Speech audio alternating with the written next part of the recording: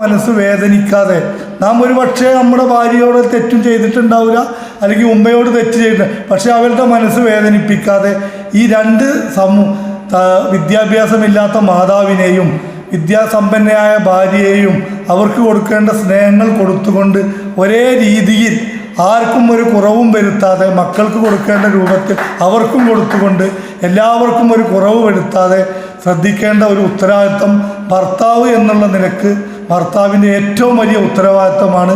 ഇന്നത്തെ സമൂഹത്തിൽ നടന്നുകൊണ്ടിരിക്കുന്ന പ്രശ്നങ്ങളും ഒരുപാട് കുടുംബത്തിൽ നടക്കുന്ന പ്രശ്നങ്ങളും അതാണ്. അതിനെയെല്ലാം തരണം ചെയ്യാനും കൃത്യമായി അവരുടെ കാര്യങ്ങൾ ചെയ്യാനും ഭർത്താവിന് ഉത്തരവാദിത്തമുണ്ട്.